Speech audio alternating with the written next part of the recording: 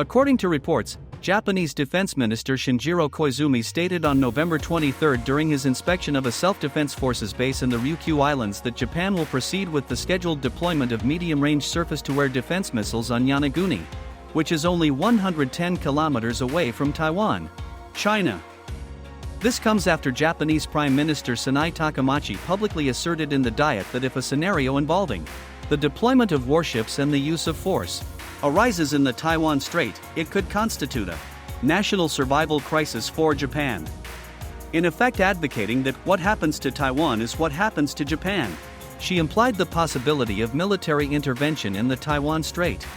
This marks the first time a sitting Japanese Prime Minister has made such an explicit statement, crossing the previous threshold of Japan's long-standing stance. This is the political line in the sand. Why this reckless escalation? Because this isn't a policy, it's right-wing delusion driven by a singular obsession. Her political project is clear. She is manufacturing a maximum threat narrative to justify a massive, unprecedented military expansion, including accelerating the push for 2% of GDP defense spending and hinting at nuclear-powered submarines. This is not about defense. The new security legislation she cites was controversial from the start.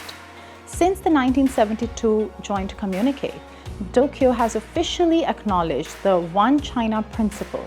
Taiwan is, by Japanese government commitment, not a country. The very new security law Takaichi cites only applies when another country is attacked. Takaichi's remarks have sparked broad criticism.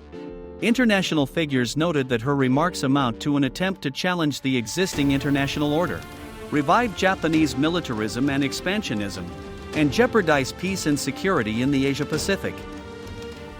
Experts in Tokyo are astonished, arguing Takaichi's declaration has no legal foundation and is merely a casual personal opinion. Her comments crossed a boundary no previous Japanese leader dared to cross. Former Kuomintang chairwoman Hung Shu-chu pointed that this act is not just provocative, it fully exposes the uneradicated nature of Japanese militarism's remnants. Experts from Russia and Malaysia see Takaichi's move as destabilizing the entire East Asian region. Sino-Japanese relations are collapsing. China is Japan's largest trading partner. Her aggressive, provocative remarks are eroding bilateral trust, risking economic retaliation, and shrinking Japan's future policy space. The damage will mean that, as local Japanese observers warn, the Japanese people will suffer. Takaichi's move has brought fierce domestic blowback. Japanese citizens are protesting in Tokyo, shouting, "Takaichi, step down," and no qualifications to be prime minister. They are right to be fearful. In just 1 month, Sanai Takaichi has moved Japan from a constitutionally constrained partner to an unpredictable, self-destructive actor. Her actions place the peace constitution at risk of being fundamentally overturned, risking the infinite expansion of military force and leading Japan towards what Japanese media correctly calls the abyss of war. This is not governance. It is ideological zealotry at the cost of national peace. This is the price of breaking precedent.